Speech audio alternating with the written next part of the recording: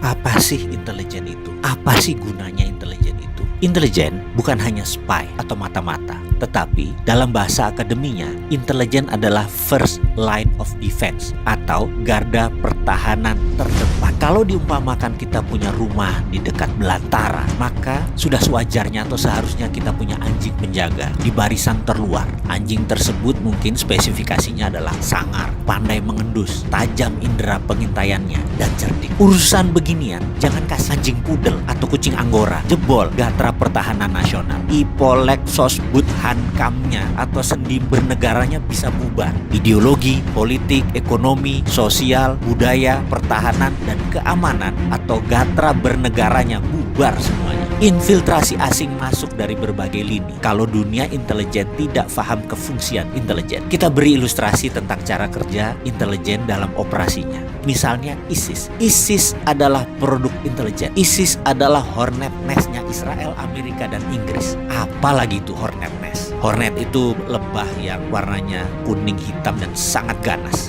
Nest adalah sarang.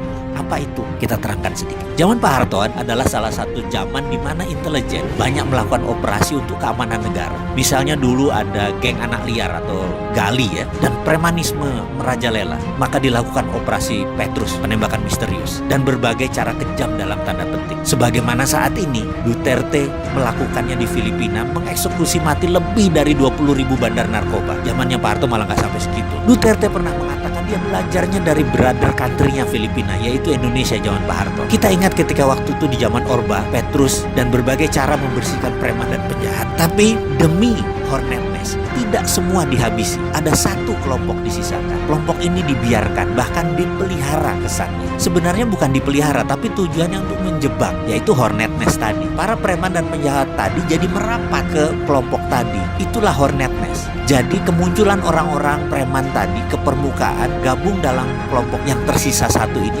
sehingga membuat mudah pengendaliannya. Itulah ISIS, sama juga. Jadi ISIS itu diciptakan agar tahu siapa yang akan serang Israel, siapa yang akan serang Amerika. Maka mereka menciptakan Hornet Nest yang namanya ISIS. ISIS itu faktanya tidak pernah serang Israel dan Amerika, Al-Qaeda yang serang Amerika. Sudah mulai paham? ISIS, Hornet Nest buat gembosi mereka yang akan serang Israel dan Amerika. Bahkan ISIS menyerang sesama muslim atas nama ideologi. Ini kalimat penting, atas nama ideologi. Ideologi ISIS itu sebelum ISIS dibentuk, ada 18 doktor ilmu agama yang mendesain agama ISIS tadi. Salafi jihadi versi baru. Doktrin ini kemudian disebar, dipasang, dimasukkan ke pentolan mereka, dan jadilah Hornet Nest yang bernama ISIS. Ajaran itu dalam gatra pertahanan negara masuk kategori ideologi, dan itu berbahaya. Ideologi itu strategi perang. Dalam strategi Duterte atau zaman Pak Harto, kita memakai Hornet Nest. Dan memang banyak yang mengeluhkan mengenai HAM, hak asasi manusia atau human right. Terkadang dalam masalah kebangsaan dan bernegara, kita emang harus ketemu di tengah. Kita harus buat jati diri bangsa kita yang baru, agar kita tidak terkoyak-koyak. Maka sekedar bertanya aja nih, saya yang bodoh ini, saya yang sontoloyo ini, tinggi mana sih human right dengan nation right? Yuk ke depan kita tata ulang negara berdasarkan nation right.